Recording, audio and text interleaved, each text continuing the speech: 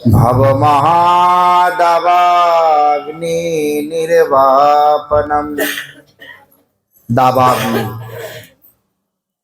दावाग्नि, जंगल में आग लग गया। जंगल में एक बार आग लग गया तो आग आसानी से बुझता नहीं है। और जंगल कौन है? हमारा हृदय है, उसमें आग लग गया। महाप्रभु ने बोला जंगल को ही काट के सफाई कर दो, आग कैसे लगेगा? कैसा जंगल? बोले काम, क्रोध, लोभ, मोह, मद, मत्सर्य, विषय, पंच विषय। बोले रूप, रस, गंध, स्पर्श, शब्द, 5 सेंसेस, पंच इंद्रियों, ये विषय है, ये आग है। आग कहती है मैं भोग करूंगा, मेरा जो चीज देखने में अच्छा लगता है वही देखूंगा, जो चीज सुनने में अच्छा लगता है वो सुन लूंगा। खाने में भी हमारा अच्छा लगता है, भाई तुम लोग कैसा खाते हो, प्याज लहसुन नहीं डाला तो स्वाद कैसा आएगा? जिह्वा पार होने का बाद खाने का स्वाद मिलता है ना पुष्टि मिलता है? कौन सा? खाने का गुण का जरूरत है ना स्वाद का जरूरत है?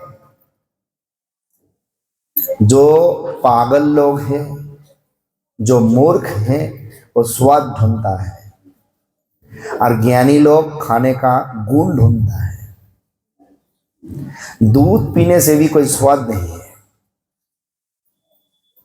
नॉर्मली दूध उबाल के पियो, स्वाद नहीं है, उसमें चीनी मिलावट करके मीठा का स्वाद में पीते हैं। ऐसा ही आंख एक इंद्रिय है, कान, नाक, जिह्वा और स्पर्श, त्वक, ये हमेशा भोग करना चाहता है। ये हमारा दावाग्नि है, आग जल रहा है। आपका घर में कोई है, लड़का है, लड़की है, पत्नी है, पति है, आप देखो उनका मन में जो विचार है आज पूर्ण कर दो, काल जाके देखोगे उस चीज में और आग्रह नहीं, दूसरी नया चीज मन है। आज जिस चीजों में आसक्ति था वो पूर्ण होते ही नया आसक्ति अपने आप वहां पे प्रकाशित हो गया। ऐसा ही बोला एक व्यक्ति ने, एक आम बागान का पास से, बगीचा का पास से जा रहा है। अचानक उनको दिखाई दिया बगीचा में बहुत बड़ा बड़ा आम है, पक भी गए, देखने में पीला, कितना सुंदर। मन में आंखों से देखा और मन से विचार किया, अरे भाई चलो देवाल को टपकाते हुए एक तो तोड़ के ही ले आता हूँ, खा लूंगा। ऐसा विचार करते हुए देवाल को क्रॉस कर लिया, लाला को जाने दो। और हाथ और पैर का सहायता से पैर में चढ़ गए, हाथ से आम को तोड़ा, मुख से खाया, खाने का बाद पेट में गए। शरीर का हर अंग इसका साथ जड़ित है। आंखों से देखा, मन से चिंता किया, पैर और हाथ से मदद से पारा, मुख से खाया, गए कहाँ पे? पेट में। उतना समय में बागान का मालिक पकड़ लिया, भाई तुम कहाँ जाओगे, चुरा के खा रहा हो। बागान का मालिक पकड़ते ही इतना मारने लगे, लेकिन मार रहा है पीठ में, पीछे। कहने लगे मैंने देखा तो आंखों से, तोड़ा तो हाथ से, खाया तो मुख से, गए तो पेट में, मारने का समय पीठ में मार रहा है। बात तो सही है। अंत में जाके देखा पानी निकल रहा है आंखों से। आंखों ने गलती कर दिया था, अंत में फल तो उसका ही भुगतना पड़ेगा, है ना। जब दुख होता है रोता रहता है, पानी कहाँ से निकलता है? सिर से, कान से, मुख से नहीं, आंखों से। क्योंकि आंख ने कोई गलती कर दिया था, ऐसा कुछ गलती कर दिया था, ऐसा कुछ देख लिया था, तो देखने का साथ साथ मन में विचार हुआ। मन में विचार होने का साथ साथ अंदर में भोग वृत्ति घुस गया, यानी दावानल जल रहा है, आग जल गया। आग को कैसा बुझाएगा? आग में जितना भी आग दिया जाए, आग बढ़ेगा ना कमेगा? आशा का आग, आशा से आग जल रहा है, यानी भोग वृत्ति से, भोग वृत्ति का नाम ही यहाँ पे आग है।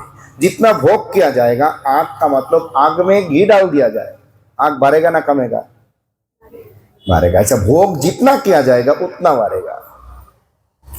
इसीलिए उसमें घी नहीं, जल देना है। जल क्या है? जल है भगवान का नाम, हरे कृष्ण महामंत्र।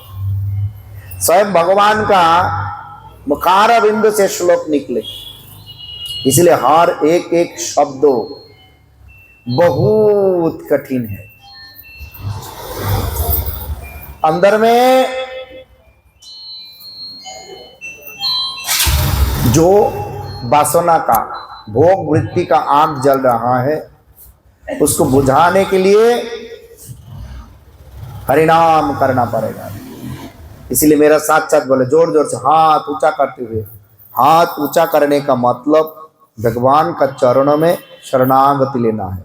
मैं आपका चरण में शरण ले लिया और मन में भगवान का रूप को चिंता करते हुए बोलना, हरे कृष्णा हरे कृष्णा कृष्णा कृष्णा हरे हरे, हरे राम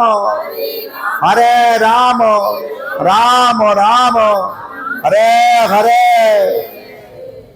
ऐसा भगवान को पुकारने से अंदर में जला हुआ आग धीरे धीरे बुझ जाएगा। हमारा मन, हमारा चिंता भगवान का चरण कर जाएगा, भोग वृत्ति से हट जाएगा। महाप्रभु ने बोला, तीसरी क्या बोला? श्रेया कैरव चंद्रिका वितरणम, कैरव चंद्रिका वितरणम। श्रेय का मतलब है सबसे अच्छा है। श्रेय वस्तु, सबसे अच्छा वस्तु है। कैरव चंद्रिका, कैरव एक प्रकार का फूल है। कमल फूल तो देखा है ना? बोला कमल फूल तब खिलेगा जब सूर्य का रोशनी को देखेगा। सूर्य का रोशनी बिना कमल खिलता नहीं है, यानी कमल को खिलाने के लिए सूर्य का रोशनी का आवश्यक है। जब सूर्य का रोशनी दिखाई नहीं देता है, हर दिन कमल बुझ जाता है। अब सुबह सूर्य का रोशनी आ गया, कमल खिलते रहेंगे। कितना सुंदर भगवान ने नियम बना दिया। ऐसा ही बोला, एक कैरव भी एक प्रकार फूल है जो खिलता है चंद्र का रोशनी से। चंद्र का रोशनी से हमेशा नहीं मिलेगा, हर 15 दिन बाद मिलेगा, वो भी धीरे धीरे बड़ा होगा। पूर्ण रूप से चंद्र का रोशनी अगर उस कैरव फूल में पड़ेगा तब तो फूल खिलेगा। एक कैरव फूल यानी भक्ति का फूल, और चंद्र का रोशनी भगवान का दया। कहाँ पे खेलेगा? हमारा हृदय बागीचा में। बोला जब भगवान बोला सफाई करने के लिए, सफाई करने का साथ साथ एक बीज पुत दिया था, और उसका सारे और जो आग यानी विषय वासना है चारों ओर ऐसा बैरिकेड दे दिया। कोई दूसरे का गैया आके, भैंस आके खाना आ जाए, धूप से बचाने के लिए पानी देने लगे, छाया से बचाने के लिए धूप का व्यवस्था किया। और हमारा बागीचा में उस फूल तो होते रहे, भक्ति का लता का बीज फूल होते रहे, लेकिन फूल कब खिलेगा? जब वहां पे चंद्र का रोशनी का समतुल्य चैतन्य महाप्रभु का कृपा होगा। ततैव तत्व विज्ञानम अस्तुते मदनुग्रहात्। हे ब्रह्मा, तुम्हारा सब कुछ समझ में तो तब आएगा जब मेरा कृपा होगी। इसलिए बगीचा में फूल तो तब खिलेगा, कईरा फूल तो तब खिलेगा, वही सबसे अच्छा है, उससे अच्छा कुछ भी नहीं। बोले भगवान का कृपा जब होगा, भगवान का कृपा नहीं हुआ उतना समय कुछ भी नहीं होगा। कृपा नहीं होगा तो कुछ भी नहीं होगा। ऐसा ही मैंने बताया था। अचानक विश्वामित्र ऋषि है, वशिष्ठ जी भी ऋषि है, दोनों ही भगवान रामचंद्र का गुरुदेव है। एक शिक्षा गुरुदेव है, अस्त्र गुरुदेव है, एक दीक्षा गुरुदेव है। दोनों ही गुरुदेव हैं, लेकिन एक राजर्षि है। राजर्षि है, एक क्षत्रिय वंश से जो ऋषि बनता है उसको राजर्षि कहा जाता है। ब्राह्मण से जो होता है उसका ब्रह्मर्षि कहा जाता है। लेकिन ब्रह्मर्षि बहुत ऊंचा है, राजर्षि से ब्रह्मर्षि बहुत उच्च कोटि का है।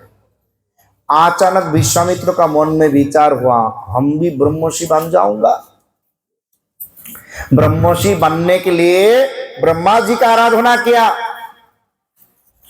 और ब्रह्मा जी का जब आराधना करते रहे, ब्रह्मा जी स्वयं प्रकाशित होकर कहने लगे, विश्वामित्र जी, अगर तुम्हारा ब्रह्मर्षि बनना है तो वशिष्ठ ब्रह्मर्षि का अनुमति चाहिए।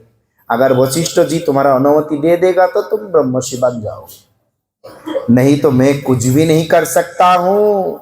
और सब तो ऋषियों का अन्यतम है, मुखिया है। चला गया ब्रह्म वशिष्ठ मुनि जी का पास। विश्वामित्र जाके पूछते ही बोला, अभी तुम्हारा समय नहीं हुआ, अभी समय नहीं हुआ, जब हो जाओगे मैं अपने आप बता दूंगा। लेकिन ऐसा ही विश्वामित्र को वापस घर भेजा दिया। और इसी से विश्वामित्र जी का बहुत गुस्सा आया, इतना गुस्सा आया, इतना गुस्सा आया, वो गुस्सा से वशिष्ठ मुनि का 100 पुत्र को मार दिया। तुम हमारा अनुमति नहीं दोगे, गुस्सा करके 100 पुत्र को मार दिया। फिर भी वशिष्ठ मुनि उसका अनुमति नहीं दिया। अंत में एक दिन बोला, तुम अनुमति नहीं दोगे तो क्या होगा, मैं तुम्हारा ही मार डालूंगा। अनुमति का आवश्यकता नहीं, ब्रह्मर्षि बनना नहीं चाहता हूं। ऐसा ही मन मन में विचार लेकर एक चंद्रिमा का दिन यानी पूर्णिमा का दिन जंगल का अंदर में बैठा है।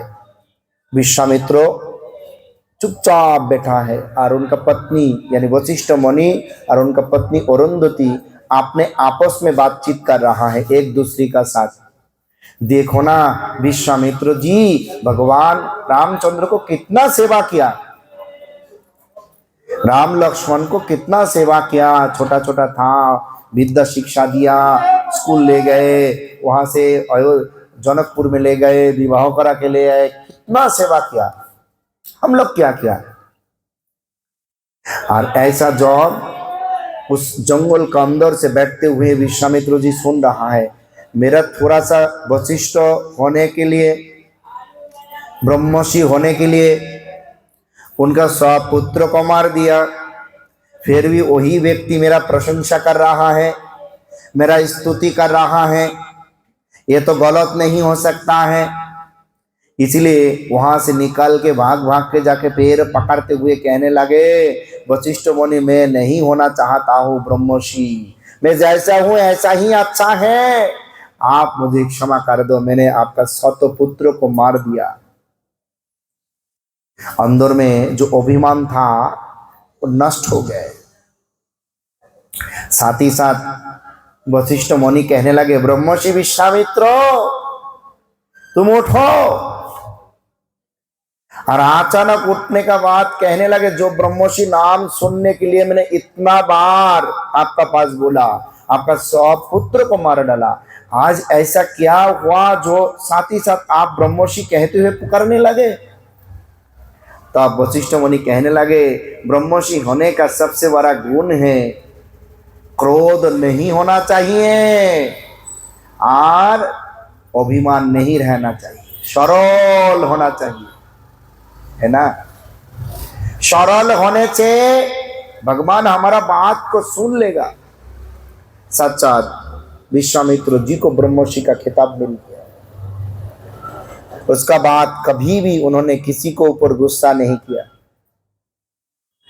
इसीलिए संतों का भी एक पर्याय होता है देखाया। इसीलिए बोला श्रेया कैरव चंद्रिका वितरणम। सबसे उत्तम सबसे अच्छा क्या है? अगर हृदय में भगवान का कृपा का रोशनी मिल गए, तब उस अंधेरा है अंदर में, हमारा बगीचा में अंधेरा है, उस अंधेरा में चंद्र का रोशनी से जो भक्ति का फूल खिलेगा। अरे भक्ति का फूल नहीं खिलेगा तो वो भक्ति क्या करेगा? मुख से बोलने से भक्ति नहीं होगा। इसलिए ब्रह्मा को भी कहने लगे, ब्रह्मा तुम क्या सोचा, सुनने से ही पता चल जाएगा? नहीं, सुनने से पता नहीं चलेगा। गोकर्ण ने दो हाथ जोर करते हुए वैकुंठ का दूतों को कहने लगे, हे महात्मा गान, मेरा भाई धुंधकारी ने भगवत कथा तो श्रवण किया, बात तो सही है। उनका 7 लाख लाख लोग भी कथा श्रवण किया, लेकिन मेरा प्रश्न यही है, इतना लोगों को छोड़कर एकमात्र धुंधकारी को क्यों ले जा रहा है? दिव्य रथों में बैठा के वैकुंठों में ले जा रहा है। कहने लगे, कथा तो बहुत लोग श्रवण किया, लेकिन कथा श्रवण करने का बात सुधारने वाला कोई नहीं। सुना, अपने आप घर चला गया, जैसा था ऐसा ही हो गया, जैसा था ऐसा ही हो गया। इसलिए भगवान का कथा को श्रवण करने का बाद जो जिंदगी में अपनाता नहीं वो श्रोता नहीं। महात्मागण कहने लगे, जो सुनने वाला है वो सुनने के बाद भगवान जो जो आदेश किया, भगवान ने आदेश किया, भगवान ने शास्त्रों यानी शस्त्रों द्वारा हमारा बुराई को काटने के लिए शास्त्र लिखा। शस्त्र शब्द से शास्त्र आया है, हमारा बुराई को काटने के लिए। बुराई को समझने के बाद भी जो दूर नहीं करना चाहता है, उसका उत्तम वस्तु मिलेगा? नहीं मिलेगा। इसीलिए विचार करना है। हृदय बगीचा में फूल खिलाना है तो सबसे पहला चित्त को सुधारना पड़ेगा। उसका बाद विषय आसक्ति, लोभ, लालसा, काम, क्रोध, मोह छोड़ना पड़ेगा। उसका बाद क्या होगा? भगवान का दया को प्राप्ति करना पड़ेगा। कैसा होगा? बोले हरिनाम करने से। दूसरी कोई पंथा नहीं, एक एक के लिए एक एक पंथा, एक ही पंथा क्या है? हरिनाम। केवल केशव कीर्तनाथ और कुछ नहीं, हरिनाम। बोलिए जोर जोर से, बोले हरे कृष्णा हरे कृष्णा कृष्णा कृष्णा हरे हरे, हरे राम राम राम हरे हरे। इस महामंत्र को करना हमेशा। भले मंत्र को करने के लिए जैसा हमारा मदन मोहन जी कितना नटखटपना करते हैं। देखो मदन मोहन का उम्र तो लगभग ऐसा लगता है 8 साल हो गया ना, 12 साल है। 8 साल एक लड़का नाम है गोपाल। पुरी में जब महाप्रभु पुरी में है, भगवान चैतन्य महाप्रभु पुरी में है, बाथरूम का अंदर में जोर जोर से हरिनाम कर रहा है और ना रहा है। एक लोग ने पकड़ लिया, ए तुम क्या कर रहे हो? बाथरूम के अंदर में हरिनाम कर रहे हो जोर जोर से। बाथरूम तो अच्छा जगह नहीं है। बाथरूम के अंदर से ही कहने लगे, भाई तुम क्या बात बोला, मरने का कोई जगह होता है क्या? अगर बाथरूम के अंदर में ही शरीर छोड़ दिया तो क्या होगा? भगवान का नाम भी ना मर जाऊं क्या? भगवान हमेशा शुद्ध है। ऐसा गंदे की विचार से भगवान गंदगी नहीं बनता है। वो नित्य वस्तु है, शुद्ध है, शौध है, सच्चिदानंद विग्रह है। हमेशा जपते रहो। अरे बात भगवान महाप्रभु को पता चल गया, उनका पास उनका कान में आ गया। और बक्रेश्वर पंडित एक बहुत बड़ा पंडित है, वो सबको परीक्षा करता है। अगर सचमुच वो आदमी दिल से बोला और संत है ना, असली संत नहीं है। परीक्षा करने आया महाप्रभु, उससे पहला ही उसका पैर का बूढ़ा अंगुल से उसका कपाल में जॉय टीका पहना दिया। बोला तुम आज से गुरुदेव है, गोपाल खाली गोपाल नहीं, गोपाल गुरु है। आज से 8 साल का लड़का को भगवान गुरु बना दिया। तुम्हें ऐसा सिद्धांत दिया, हमेशा चलते फिरते खाते सोते कि भजने कि शयने कि बा जागरणे अहर्निशि चिंत कृष्ण बलह बदन, इधर रखो। हमेशा कृष्ण का नाम चिंता करते रहो, हमेशा चिंता करते रहो। ऐसा ही, अब इधर जगह है थोड़ा सा फस ऐसा ही भगवान का नाम को जप करते रहो। तो 8 साल का लड़का को गुरु बना दिया। क्यों? ये नाम हमेशा है, सोते हुए चलते हुए हमेशा मुख खुला है, मुख व्यस्त है बात करने में, चित्त से करो। जो जितना करेगा उसका ही फायदा मिलेगा। 3 हुआ, ये नाम हमारा चित्त को सफाई कर देगा, नाम हमारा विषय आसक्ति को बंद कर देगा, नाम हमारा उत्तम वक्तु भगवान के कृपा को दिला देगा। श्रेयः कैरव चंद्रिका वितरणम विद्या बोधु जीवनम, विद्या बोधु जीवनम। मतलब विद्या है, विद्या बोधु जीवनम। विद्या का मतलब ज्ञान है। ज्ञान का मतलब ठीक जैसा हमारे इस मैया है, मैं उदाहरण दे रहा हूं, बुरा मत मानना। देखने में गोरा है, गौरी है, देखने में सुंदर है। हर हमारा प्रेमनाथ प्रभु जी पास पास बैठा है और मन मन में विचार कर लेना, भाभी ने कितने गोरी है, मैं तो काला हूं। तो मेरा भी मन में विचार हुआ, हम भी गोरा बन जाऊंगा। और मार्ग में चलते हुए देखा आग जल रहा है। आग तो देखने में एकदम सोने जैसा है, आग देखने में सोने जैसा है। आप पहला जाओ, मैं आप पहला जाओ, फिर आएगा तो फिर बातचीत होगा। अरे जाओ जाओ, सब सबके बैठ जाओ।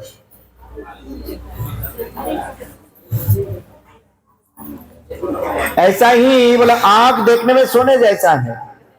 उनका मन में विचार हुआ, बाबा अगर मैं आग में कूद जाऊंगा तो हम भी सोने जैसा बन जाऊंगा। वो तो गोरी था, मैं सोने जैसा हो जाऊंगा, उससे भी सुंदर बन जाऊंगा। लेकिन वो आग में कूद गया, तो आग में कूदने से आग जैसा बन जाएगा न कैला बन जाएगा। लेकिन उनको पता नहीं, सारे राग हो जाएगा, लेकिन पता नहीं। इसलिए विद्या, विद्या का मतलब ज्ञान होता है। विद मतलब ज्ञान। ज्ञान क्यों? जो चीजों का बना, जो बुद्धि द्वारा, जो चीजों द्वारा हम लोग क्या अच्छा है क्या बुरा है पता चलता है। बुरा अच्छा को निर्णय करने के लिए जिस तरीका को अपनाता हूं उसी को ज्ञान कहा जाता है ना। अगर जो व्यक्ति ने भगवान का विरुद्ध में चल रहा है, उनका समझ में आया, फिर भी वो सुधारना नहीं चाहता है, उसका अंदर में जो ज्ञान है वो शुद्ध ज्ञान है ना अशुद्ध ज्ञान है? अशुद्ध ज्ञान है। विचार करना चाहिए। बोला विद्या बोधु जीवनम, बोधु यानी सर्वस्व है। जीवन मतलब जिंदगी में ऐसा कौन सा ज्ञान है जो ज्ञान जीवन में सबसे बड़ा है? ज्ञान तो बहुत लोगों का है, कोई डॉक्टर है, कोई इंजीनियर है ना, ऐसा है कोई पुलिस है, बहुत प्रकार का ज्ञान है, कोई लेबर है, ऐसा बहुत ज्ञान है। लेकिन जो ज्ञान द्वारा सब कुछ देने वाला भगवान का ही भजन नहीं होगा, उसी ज्ञान से क्या फायदा मिलेगा? कोई फायदा मिलेगा? ऐसा बोला गुरु और शिष्य दोनों ने मिलके एक राज्यों में प्रचार करने गए, तो उस राज्यों में तेल से घी का दाम सस्ता है। और शिष्य ने विचार किया, गुरुदेव सारे खाना तो घी से पका रहा हूं, तेल का कोई जरूरत ही नहीं है, मैं तो कुछ दिन में देखो कैसा चकाचक बन गया। तो गुरुदेव ने बोला, ये तो उल्टा राज्य है, इसमें रहने से प्रॉब्लम हो सकता है, इसीलिए चलो जल्दी निकाल जाता हूँ। तो गुरुदेव आप कैसा बात कर रहे हो, अच्छा अच्छा सस्ता में घी मिल रहा है और आप बोल रहा है यहाँ पे नहीं रहेंगे, मैं तो यहाँ पे ही रहूंगा, आपका जाना है तो जाओ। गुरुदेव का बात नहीं सुना, सस्ता में मिल गया वही खाते रहे, है ना। ऐसा भी हुआ, वास्तव कहानी है, याद हो गया इसलिए बता देता हूँ। हमारा मम्मी ने भी किया एक बार, बोला गांव में घर घर घी बेचने आया और बोला 70 रुपया किलो घी है, 70 रुपया में 500 ग्राम है, 500 ग्राम है। हमारा मम्मी तो खरीद करके रख दिया। हमारा पिताजी घर आके बोला, वहां 70 रुपया में घी मिलेगा, दिमाग तो खुलना चाहिए। लोग बता दिया, घी का नाम सुनते ही भूल गया, जे 70 रुपया में घी नहीं हो सकता है। जिस राज्यों में घी का दाम सस्ता है वहां पे गड़बड़ी है। कुछ दिन बाद गुरुदेव को माना नहीं वो शिष्यों ने, गुरुदेव उसको छोड़ के चला गया, छोड़ के चला गया। बुद्धि, गुरुदेव का बुद्धि, शिष्य ने सुना नहीं, छोड़ के चला गया।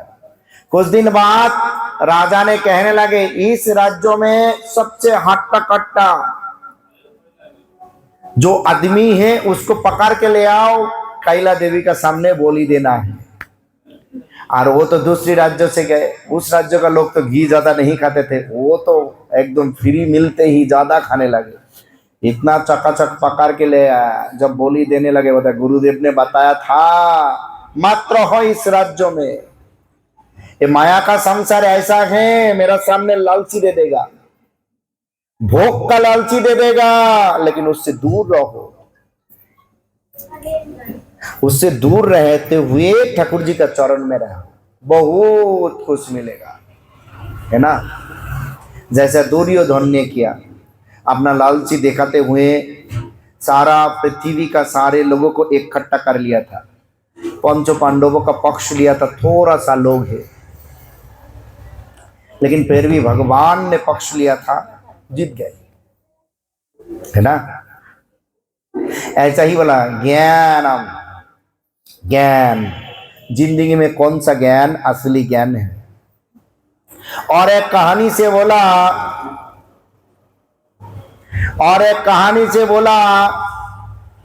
एक बार एक बुढ़ा बांदर ने देखा राजा का बेटा बांदर को खाना दे रहा है और सारे बांदर छलांग मारते हुए खा रहा है। राजा का बेटा का बहुत आनंद हुआ, जो बांदर ज्यादा कूदता है उसको ज्यादा खाना देता है। बुढ़ा बांदर चुपचाप एक पास बैठा है, कूदने का शक्ति नहीं है, क्या किया जाए। अचानक बुढ़ा बांदर ने देखा एक भेड़ा है, भेड़ा तो पता है शिव, शरीर में लोम होता है ना बहुत, भेड़ा लोमड़ी ना क्या कहते हैं आप लोग, शिव, भेड़, हाँ भेड़ का शरीर में बहुत लोम होता है। एक भेड़ ने राजा का रसोई घर में घुस गया और पकाने वाला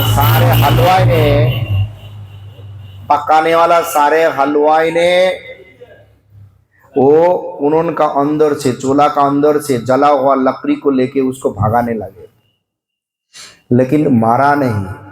ऊपर से बांदर देखते हुए विचार करने लगे, भाई अगर उसका शरीर में मार दिया तो जल जाएगा, वो तो लोम में भरा हुआ है। और सारे बांदर को इकट्ठा करते हुए मीटिंग किया, यहाँ पे बहुत बड़ा विपद है।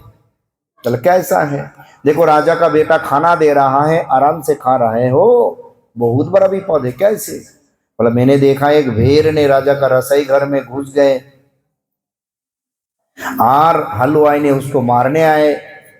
अगर उसका शरीर में आग लग गया तो बाजू में रखा है गैया का खाना, गेहूं का भूसा, और भेड़ का तो हाथ पैर नहीं, बोले 4 ही पैर है, क्या करेगा? वो अपना शरीर का आग बुझाने के लिए शरीर को घिसना पड़ेगा, लेकिन पास में उस गैया का भूसा छोड़ के कुछ भी नहीं। वो भूसा में जाके जब घिसेगा तो भूसा में तो आग लग जाएगा। अगर भूसा में आग लग गया तो भूसा का पास था घोड़े का घर था, घोड़े का घर में आग लग जाएगा। घोड़े का घर में आग लग गया तो घोड़े जल जाएगा, घोड़े जल जाएगा तो राजा का दिमाग नष्ट हो जाएगा। चलेगा कैसा? तब राजा बुद्ध को बुलाएगा।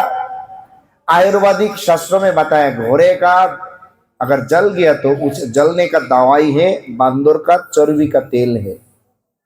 आप लोग तो खा रहा है, तब आप लोगों को ही पकड़ते हुए चर्बी से तेल बनाते हुए घोड़े को बचाएगा, बाहर नहीं जाएगा।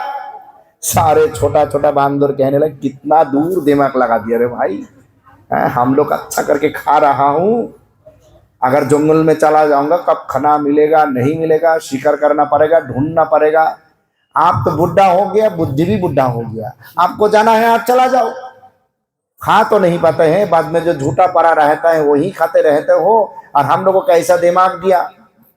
बुजुर्गी का बुद्धि अभी का नया जनरेशन ऐसा ही बोलता है, तुम्हारा दिमाग नहीं चल रहा है। बुद्धि अगर जो संत महात्मा आके भगवान का भजन करने बोला, महाराज जी मेरा द्वारा नहीं होगा, मैं तो बहुत बड़ा भक्त बन गया, लेकिन चाय पी लेगा, प्याज लहसुन पी लेगा, दारू गुटखा पी लेगा, फिर भी भक्त है। बोला कृष्ण का बात नहीं सुनता है, भक्त है। बोलो भक्त कैसा बन सकता है, समझ में नहीं आता है। वो समझने के लिए शायद हमको बहुत बार जन्म लेना पड़ेगा, बहुत बार जन्म लेना पड़ेगा। ऐसा ही क्या करे, बात तो कोई नहीं सुना। वो बुद्धा बांदर ने जंगल में चला गया, बिल्कुल ही हुआ। कुछ दिन बाद एक भेड़ ने फिर रसोई घर में घुसने गए और हलवाई ने दिया मार, जला हुआ लकड़ी से जल गया। वो भूसा का जो बहुत बड़ा स्तूप था उसमें घिसने लगे, जल गया, घरे भी जल गया। राजा दुश्चिंता में पड़ गया, बुद्ध को बुलाया। बुद्ध ने बोला बांदर का चर्बी का तेल चाहिए। और बोला बांदर कहाँ मिलेगा? बोला बेटा ने खिला रहा है, बहुत है, दूर जाने का जरूरत ही नहीं। बोला पकड़ लो सब। सारे को जब पकड़ लिया बंदी बनते हुए, सारे बांदर रोते रहे और कहने लगे हमारा बुजुर्गी ने बताया था, सुना नहीं, इतना डांटा, आज पता चल रहा है। जिंदगी का अंतिम समय में आके सबका महसूस होगा भगवान क्या चीज है, हम लोगों को क्यों इस संसार में भेजा। लेकिन जितना दिन ताकत है, गन्ने देखा, गन्ने एक गन्ने को सीधे करके मशीन में देता है, दोबारा फोल्डिंग करके देता है, तीसरी बार चौथा फोल्डिंग करता है, जब जूस नहीं फेंकवा देता है। जब ये शरीर चलेगा नहीं, शमशान में लेके जला देगा। लेकिन जब अच्छा तरीका से चला तब बोला हमारा द्वारा होगा नहीं। कथा भी संसार में बहुत हो गया, जो कथा द्वारा लोगों का सुधारने वाला नहीं, कथा भी चलते रहे, नेशा भी करते रहे। बोला वही अच्छा कथा है, अच्छा कीर्तन होता है, अच्छा भजन होता है, नाचने में अच्छा लगता है ना। इंद्रिय तर्पण कथा नहीं है, चित्त को सुधारने वाला ही कथा है। बोला विद्या बोध जीवनम, जिंदगी में वही ज्ञान सबसे बड़ा ज्ञान है, जो ज्ञान द्वारा कृष्ण पाद पद्म में जगत संसार को भूलकर, जगत का रिश्ते को भूलकर, जो कृष्ण का पाद पद्म में शरण लेता है, वही असली ज्ञान है। नहीं तो कुछ भी नहीं होगा। चार हुआ चेत दर्पण मार्जनम, यानी चित्त को साफ करना है, हृदय में रहते हुआ सारे आग को बुझाना है, भोग का आग। चौथा भक्ति का, भगवान का दया चाहिए, सबसे उत्तम वस्तु। उसका बाद ज्ञान, भगवान जो मेरा विचार बुद्धि दिया, तो भगवान का अनुकूल में प्रयोग करना चाहिए। ऐसा विचार ना हो जाए जो विचार भगवान का प्रतिकूल जाते रहे, लेकिन प्रतिकूल जाते हुए भी काम नहीं करेगा। बोला शक्ति कभी भी विनाश नहीं होता है, शक्ति कभी भी विनाश नहीं होता है। भगवान अंदर में एक शक्ति डाल दिया, जिस शक्ति का कारण से बहुत कुछ कर रहा हूं। शक्ति निकालते ही इस शरीर का कोई दाम नहीं, अपने आप आपस में ले जाएगा। उस शक्ति का दोबारा उस शक्ति में ही ले जाना है। जितना दिन वो घूमते रहेंगे, है ना। उस दिन बोला था, अचानक जल जमकर बर्फ बन गया, और जितना दिन बर्फ बन के रहेगा उतना दिन ही अपना अवस्था में वापस नहीं आ पाएगा। लेकिन एक ना एक दिन उसको आना ही पड़ेगा, है ना। इसलिए मत भूलो, हम लोग कृष्ण नित्य दास। उसका आगे बोला, आनंदम बुद्धिवर्धनम प्रतिपदम। बोला आनंद चाहिए। कैसा आनंद? हर मुहूर्त में आनंद, हमेशा आनंद में, मखार आनंद में हंसी खेलते रहेंगे। आनंद चित्त में आनंद है, हर मुहूर्त का आनंद। ऐसा आनंद नहीं आज दुख काल आनंद। सूर्य दिखाई दे रहा है, बादल भी दिखाई दे रहा है, सूर्य दिखाई दे रहा है, बादल भी दिखाई दे रहा है। ऐसा सूर्य को नहीं चाहिए। जो सूर्य एक बार हृदय में प्रकाशित होने से बादल कभी भी नहीं दिखाई देगा, दुख कभी भी नहीं आएगा। इसलिए आनंदम बुद्धिवर्धनम प्रतिपदम, हमेशा आनंद, हमेशा आनंद देने वाला तो कृष्ण है। मेरा साथ साथ बोलिए, बोला कृष्ण, जोर से कृष्ण आकर्षयति अनाहा प्रत्ययोगे आनंद प्रदायति इति कृष्ण। जो हमारा चित्त को आकर्षित करते हुए आनंद को प्रदान करता है वो कृष्ण है। कहाँ आनंद ढूंढोगे? दूसरी जगह ढूंढने से मिलेगा? फिर तो बोलना पड़ेगा अजामिल का कथा। ब्राह्मणों का श्रेष्ठ कुल में जन्म लेकर इंद्रिय तर्पण का लालसा में वेश्या में आसक्त हो गया, नीचू जाति का नारी में आसक्त हो गया, उसमें संतान भी जन्म दिया, भूल गया भगवान को। लेकिन वही बेटा को नाम तब नारद मुनि का उपदेश से डाक दिया नारायण, और वही नाम से ही उद्धार हुआ। लेकिन जानबूझ के क्यों फेंकना है, क्यों जाना है उसमें, क्यों कूदना है? पहला से ही नाम करते रहो, आनंद मिलेगा, है ना। ऐसा वाला आनंद का बाद पूर्णामृत स्वादनम, अमृत चाहिए। सबको पता है समुद्र मंथन हुआ था, देवता लोगों का असुर लोगों का लड़ाई लग गया, यानी अच्छा और बुराई का लड़ाई लग गया, है ना। कौन कौन अच्छा का पक्षों में है? हाथ ऊंचा करके देखो, सारे हैं। ताली बुरा छोड़ देना चाहिए, बुरा छोड़ देना चाहिए, है ना। और खाऊंगा प्याज लहसुन, बोलो ऐसा कैसे बात? अभी बोला जो छोड़ देना चाहिए, फिर बोला कोशिश करेंगे, तो बात तो सही नहीं हुआ, बात ऐसा ऐसा घूम गया। सर्प जैसा चलेगा बाबा, सर्प तो अच्छा नहीं, सीधे होके चल नहीं सकता। कपटी नहीं होना चाहिए, कपटी में कोई धर्म नहीं है। सनातन धर्म सरल है, कपटी का कोई स्थान नहीं है, वो सनातनी नहीं है। सनातन लोक धर्मा प्रज्जित कैतवत्र परमा, यानी सनातन धर्मों में धर्म उसी को कहा जाता है जिसमें किसी भी प्रकार का कपटी नहीं है। भगवत का श्लोक है, हर भगवत कथा में श्लोक बोलता है, निर्मत्सरणम सतम, हमेशा दूसरी को भलाई है। मत्सर्य परह उत्कर्ष असहनम, दूसरी को भलाई देखना नहीं अच्छा है, वो तो आदमी अच्छा नहीं हो सकता है। सनातनी पुरुष वही है जो सबका भलो चाहता है, वही धर्म है, सबका जो भलो चाहता है। विचार करें, अमृत है, देवता का एक पक्ष है, असुरों का एक पक्ष है। मैंने बोला ना, इस एक श्लोक का व्याख्या चल रहा है, कथा चल रहा है। ये 8 श्लोक में सारे शास्त्र छुपा हुआ है। देखो एक एक शब्द में हर कथा आ जाता है। तो देवता लोग भगवान का पास गए, रो रो के कहने लगे प्रभु हम लोगों का बचाओ। असुर लोग इतना ताकतदार हो गया, क्योंकि असुर तो मरता नहीं है, असुर का इतना ताकत है, एक मर जाएगा शुक्राचार्य ने फिर जीवित कर देगा। बुरा शक्ति ऐसा है, इसलिए बुद्धिमान लोग बुरा शक्ति से चुप के आ जाता है, भाई उस पर सब पंगा नहीं लेना है ना।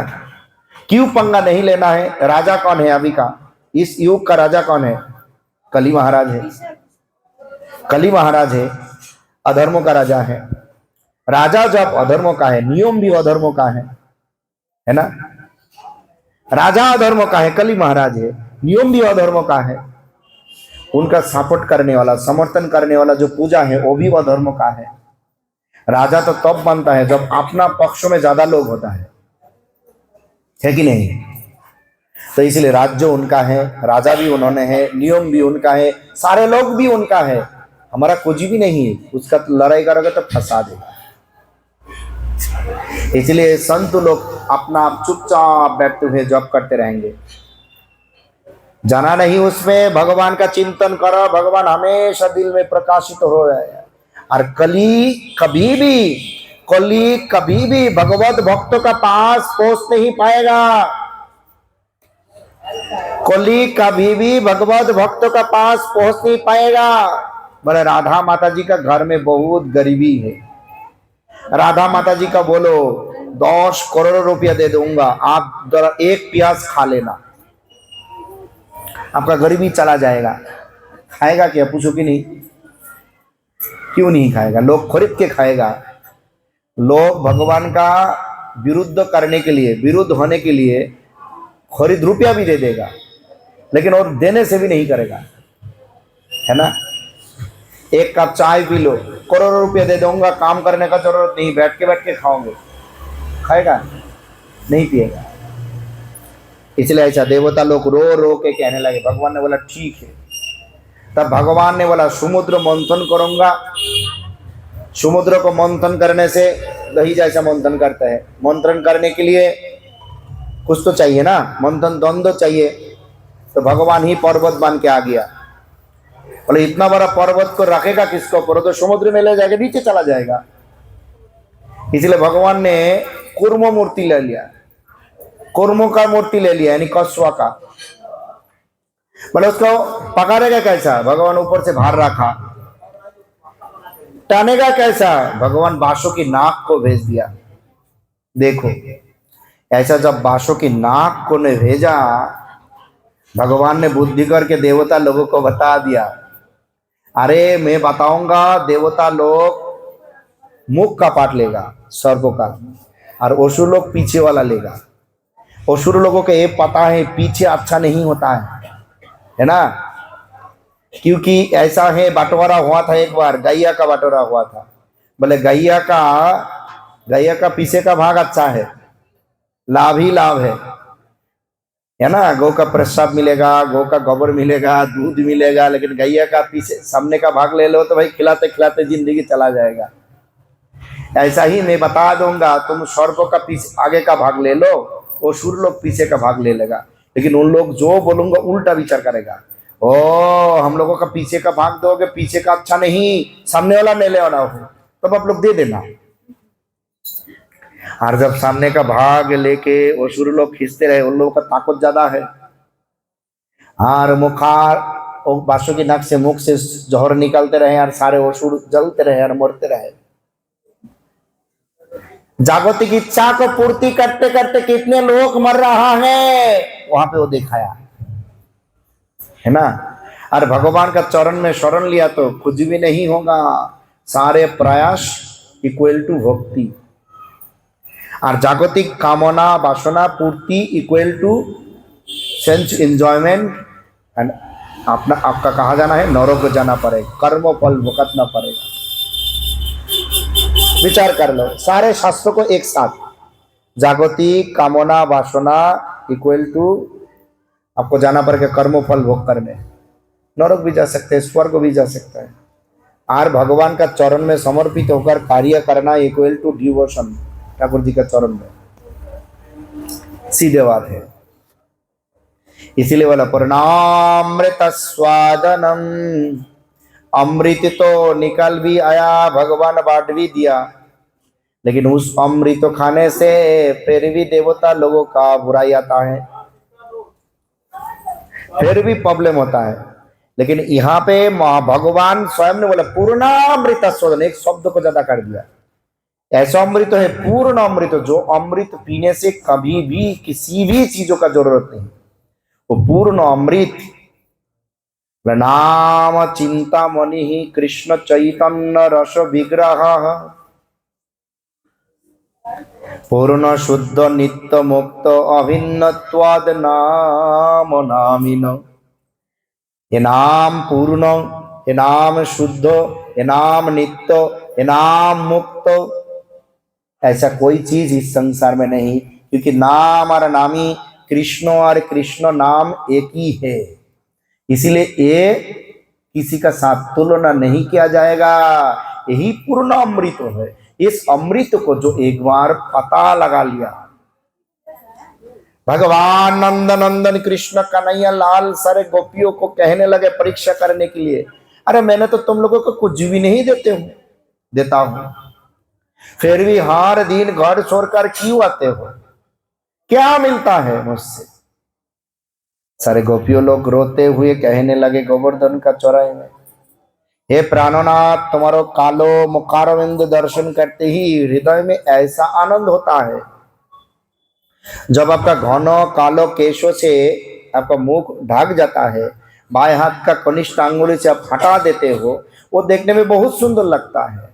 आपका पैर से शीर तक आनंद आनंद ही भरा है, वही आनंद हृदय में ऐसा खेलता है, ऐसा हिल्लोल होता है, जो किसी भी आनंद का समान नहीं। इसलिए हम लोगों का कुछ भी नहीं चाहिए, वही आनंद चाहिए। तो विचार करें, ऐसा आनंद जो परिपूर्ण आनंद, उसी को छोड़कर संसार में आनंद कौन ढूंढता रहता है? सारे आनंद का उत्सव को छोड़कर छोटा सा चीज को पता लगा लिया है ना, संसार तो चला ही गया, जिंदगी का अंतिम स्थान में आके इसी को तो छोड़ दिया। जब ताकत था नहीं किया, अभी ताकत है नहीं, जितना भी प्रयास करे कितना किया जाए, लेकिन फिर भी भगवान ने बोला अगर दिल से किया जाए तो एक बार शुद्ध होने से भी उद्धार होगा। इसलिए जितना दिन है, जितना मिनट है, दिल से करते रहो, देखोगे भगवान हम लोगों का कृपा करेगा ही करेगा। पूर्ण अमृत चाहिए। पूर्ण अमृत क्या है? हरे कृष्णा कृष्णा कृष्णा हरे हरे, हरे राम राम राम हरे हरे। इसको करते रहे, हमेशा इसको करते रहे। देखो इसको करने से हमारा कल्याण होगा। ऐसा ही फिर वाला सर्वात्म स्नपनम परम विजयते, श्री कृष्ण संकीर्तनम। मतलब सब तो अच्छा हुआ, भीतर और बाहर दोनों पास सफाई होना चाहिए। अंदर में सफाई नहीं तो बाहर में भी सफाई नहीं होगा। एक साइड किया, देखने में चकाचक है, मतलब भीतर और बाहर दोनों सर्वात्म, सारे बाहर में अंदर में साफ सफाई हो जाएगा, साफ भगवान का अनुकूल में चला जाएगा। ये हरिनाम करने से, ये हरिनाम करने से, बोले हरिनाम करने से 7 कल्याण होता है। पहला से बोल लो, चित्त को सफाई कर होगा, हमारा आसक्ति चला जाएगा, भगवान का कृपा शक्ति का कैरव फूल फूटे खिलेगा, हमारा विद्या भगवान का चरण में लगेगा, फिर हमारा हर मुहूर्त में आनंद होगा।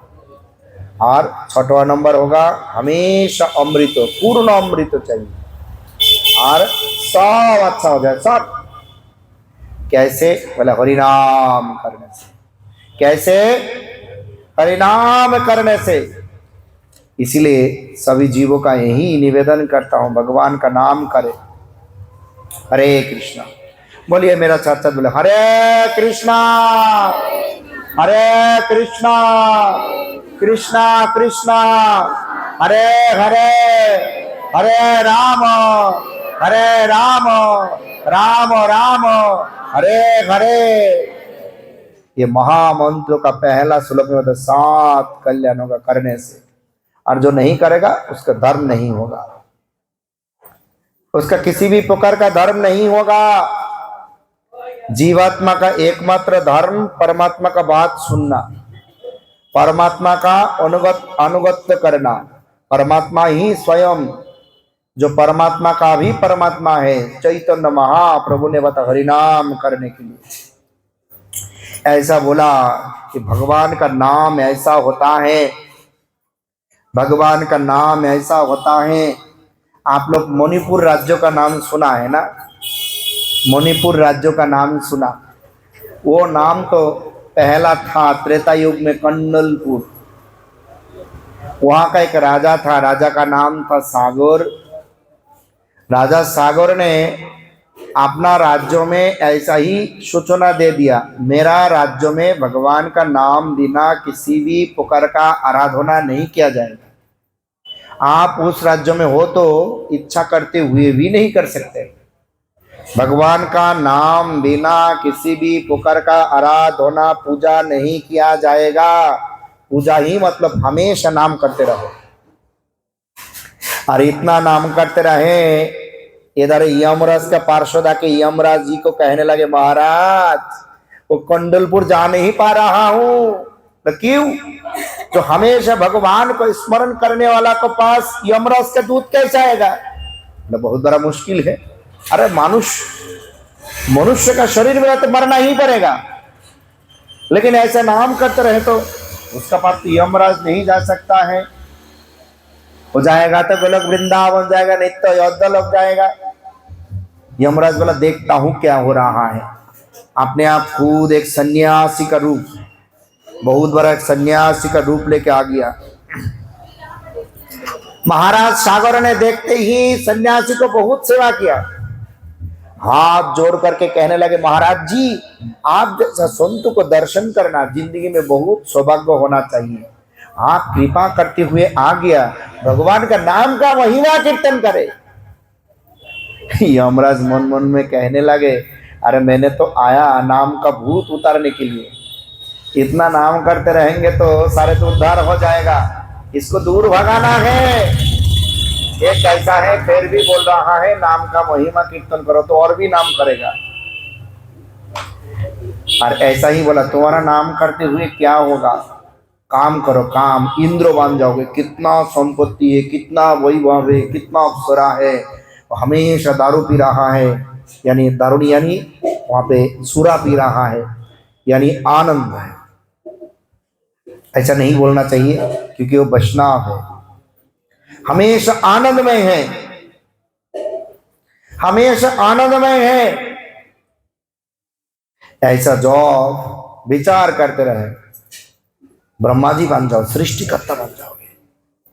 और साथ साथ सागर महाराज जी कहने लगे, ब्रह्मा जिंदगी भर जिएगा क्या, मरना तो पड़ेगा ही एक दिन।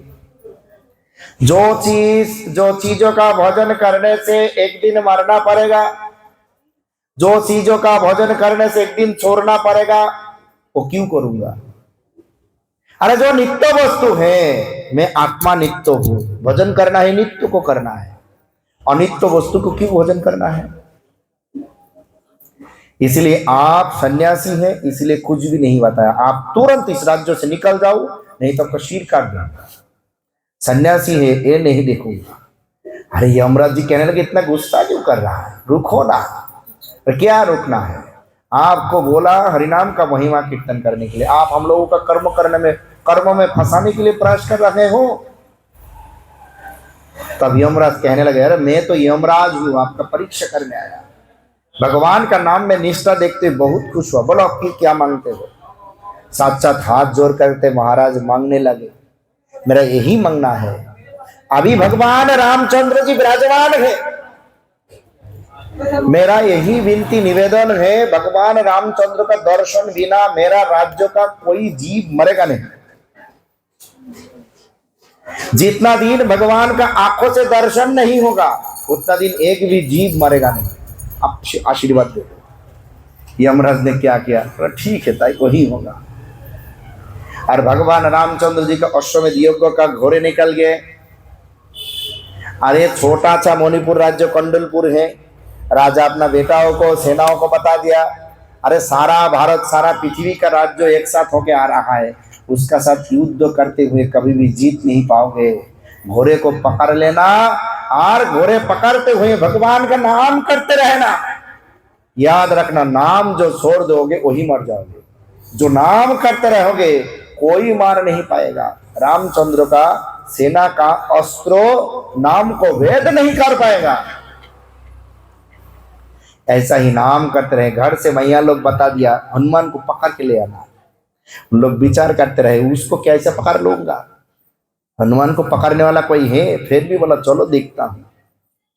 युद्ध क्षेत्र में आके सारे ने जोर जोर से नाम करते रहे, युद्ध का बारे में ध्यान नहीं, घोड़े को पकड़ लिया। नाम करते करते बाण छोड़ दिया, बाण से भी नाम जप करते हुए आ रहा है। हनुमान जी ने बोला मेरा प्रभु आ रहा है, हाथ जोड़ करके खड़ा है। ऐसा बात के हनुमान जी को ले गया।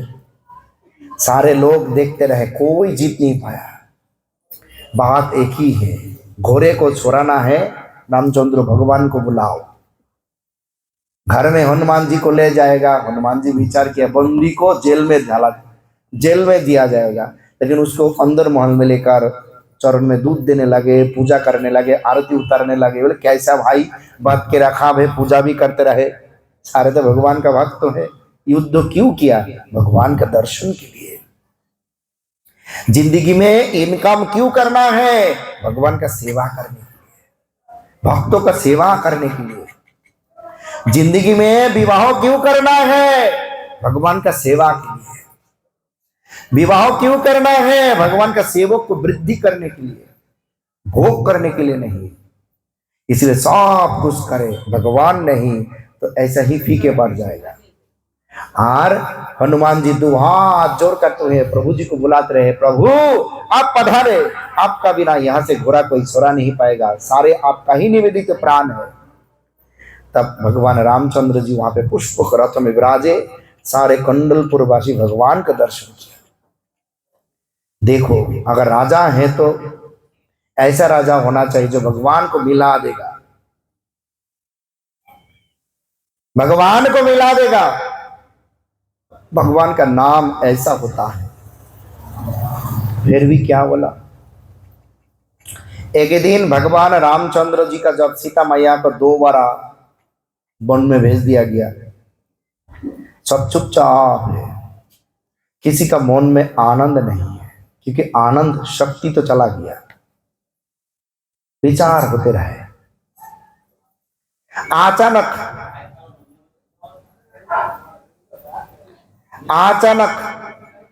वहां पे भगवान रामचंद्र जी ने लक्ष्मण को कहने लगे बाहर में जाके देखो, कोई विचार लेके आया, उसको लेके आओ। बाहर जाके देखा कोई नहीं है। भगवान ने बोला फिर जाओ, अच्छा करके देखो। जाके देखा एक कुत्ता है, उसका शीर कटा हुआ है। पूछा आप ही है जो विचार लेके आया? कुत्ता ने मनुष्य का भाषा में बोला हाँ मैं ही हूं। ठीक है आप अंदर में आए। अंदर में आके कुत्ता रो रो के कहने लगे मेरा कोई दोष नहीं। फिर भी एक ब्राह्मण ने जानबूझ के हमको मारा। जब भगवान राजा है इतना बुरा कार्य कैसा हो सकता है? अभी हम लोगों का आंखों में दिखाई दे रहा है भगवान राजा नहीं है, लेकिन मरने वाला जन्म देने वाला हो तो भगवान ही राजा है ना। इसलिए हमेशा राजा भगवान ही है, भगवान बिना कोई राजा नहीं है। इसलिए कुत्ता का कहना है भगवान जब राजा है तब ऐसा अनिष्ट कैसा हो सकता है? मेरा विचार कर दो। बुला के ले आया, पकड़ के ले आया ब्राह्मण को। तुम क्यों मारा? क्या किया था कुत्ता ने? बोला ठंडी में कुत्ता ने नहाते हुए आकर क्या किया, जब उस ब्राह्मण नहाते हुए आ रहा है वहां से थोड़ा सा पानी उस कुत्ता का शरीर में पड़ा। और कुत्ता जानवर है, देखो शीत ठंडे का मौसम में पानी पड़ेगा तो गां झांकी लगाएगा। उस पानी फिर ब्राह्मण का शरीर में लाग दिया। बोला मैं अपवित्र हो गया। तुम कुत्ता का पास आके क्यों ऐसा पानी सीखता है? ब्राह्मण अपवित्र होंगे इसलिए मैंने गुस्सा करके मार दिया, फिर ठंडे में नहाना पड़ेगा, फिर ठंडा में नहाना पड़ेगा। बोले काम तो गलत किया, ये तो जानवर है, इसका तो ऐसा विचार नहीं है, हाथ पर नहीं जो पूछा लगाएगा।